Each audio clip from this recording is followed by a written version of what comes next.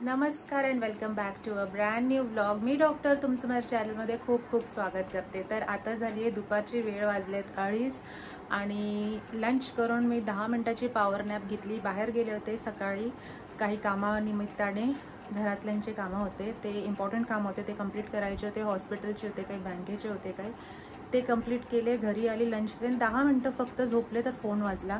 तर आजचा प्लॅन असा आहे की आज मला जायचं आहे पेशंट अटेंड करायला आणि आता मला 10 मिनिटात निघायचं आहे. आणि चहा बनवायला ठेवलेला आहे. चहा झाला आणि हा पसारा आवरून झाल्यावरती हा पसारा कपड्यांचा आवरून झाल्यावरती मी लगेच निघणार. पसारा ठेवून जायला आवडत नाही, मी ते शक्यतो क्लिअर करूनच जाते. खूप रेअरली मी पसारा तसाच ठेवून जाते, जेव्हा मला अजिबातच टाईम नाही आणि खूप घाईची वेळ आहे तरच मी पसारा आवरत नाही. तर पसारा आवरून तयारी करून मला जायचं आहे पेशंट अटेंड करायला.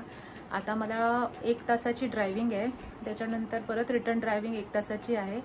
तर बघूया आता बॅक टू ट्रॅक तर जातच आहे आणि पेशंटही खूप वाट बघत आहे. खूप झाली लांब सुट्टी, मोठी सुट्टी जायची तर आता घाई होतीच. तर पहिल्यांदा आता खूप दिवसानंतर पेशंट अटेंड करणार म्हणून माझे मशीन्स टेस्ट करत होते मी की वर्क करत आहेत की नाही. आणि त्यातच आला आमच्या बाबूचा व्हिडिओ कॉल, तर ते कसं मिस करायचं म्हणून व्हिडिओमध्ये बोलता बोलता मी मशीन्स सगळे टेस्ट करत होते. आणि टेस्टिंग झाल्यावरती मी बाकीचा सगळा पसारा आवरला आणि तयार झाली. आणि ही होती माझी तयारी. खूप दिवसानंतर युनिफॉर्म घातल्यावर खूप बरं वाटत होतं, खूप छान वाटत होतं. तर आता मी निघालेली आहे आणि mask is the must. Mask मी बाहेर जाताना, असंही नॉट जस्ट पेशंट अटेंड करताना मी नेहमीच मास्क लावते. आणि खूप एक्साइटमेंट वाटत आहे आज जायला. खूप दिवसानंतर आज पेशंट अटेंड करणार म्हटलं, कारण की माझ्या आज खूप जवळच्या पेशंटने मला बोलवलं होतं. तर मी पोचले त्यांच्या घरी आणि झाली त्यांची ट्रीटमेंट. मग मी विचार केला की आज आपण जाऊया झुडिओला. झुडिओ हे माझ्या या पेशंटच्या घराच्या शेजारी आहे अगदी, आणि हे जेव्हापासून आलेलं आहे आणि माझ्या घरापासून हे 5 मिनिटाच्या अंतरावरती आहे.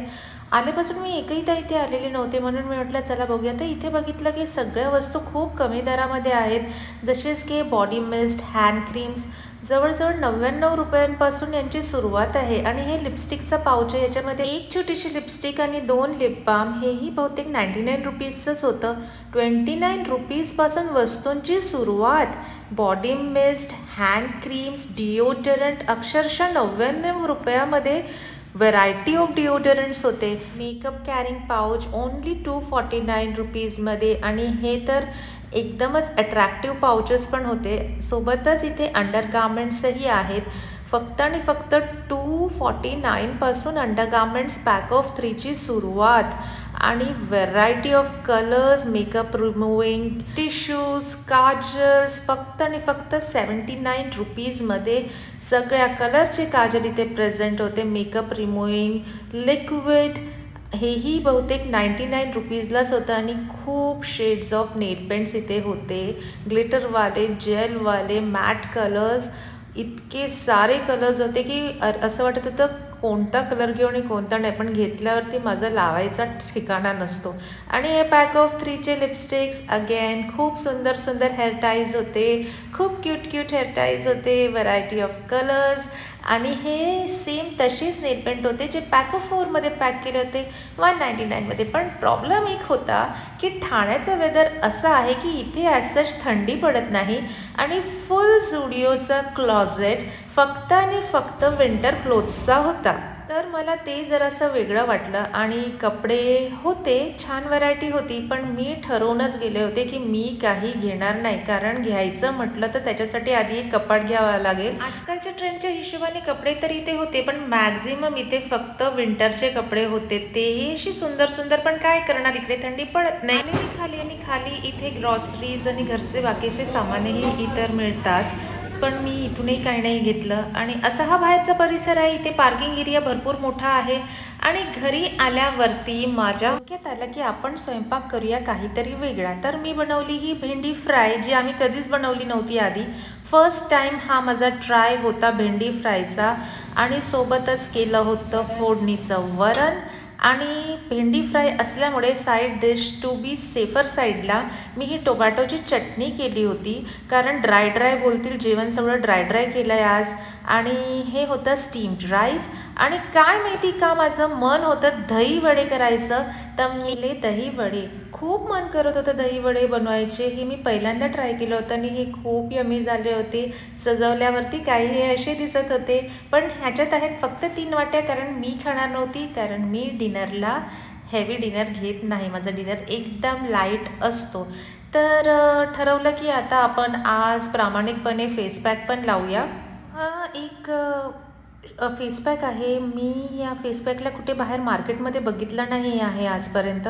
हा फेस पॅक मी माझ्या आईकडेच अवेलेबल आहे असं नोटीस केलेलं आहे.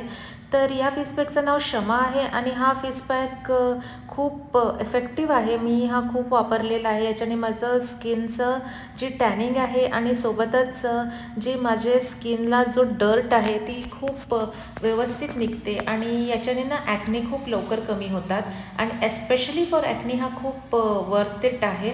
मी हा माझ्या कॉलेज डेजमध्ये खूप वापरला आहे, जेव्हा की माझं टीनेज होतं आणि टीनेजच्या वेळेस मला ॲक्ने भरपूर झाले होते. त्यावेळेस मी खूप डॉक्टर्स दाखवले, पण मला डॉक्टर्स थ्रू काही इफेक्ट झाला नाही. पण येस, हा फेस पॅक वर्क्स वंडर्स. तर याचं काही मी प्रमोशन वगैरे करत नाही आहे. लावला तर आहे, आता ड्राय होईपर्यंत वाट बघायचं काम. तोपर्यंत मी करत आहे देवपूजा. देवपूजा केल्याशिवाय मला बरं वाटत असते आणि मला दिवाळीसारखं घरभर दिवे लावायला खूप आवडतं, म्हणून मी सगळीकडे दिवे लावते. तर हा दिवा मी आता जो मी देवासमोर ठेवायचे हा आता मी बाहेर ठेवते, कारण की इथे वारा असतो, त्यामुळे साधा दिवा लावला तर दिवा टिकत नाही. म्हणून या दिव्याला कवर आहे, लिट आहे, त्यामुळे मी हा दिवा बाहेर केलेला आहे आणि माझ्या देवासमोर मी नवीन दिवा ठेवलेला आहे जो मला गिफ्ट मिळाला आहे. At the end of the day दिवाबत्ती केल्यावरती एक वेगळीच एनर्जी येते, खूप फ्रेश फील होतं आणि घरामध्ये मला खूप प्रसन्न फिलिंग येते.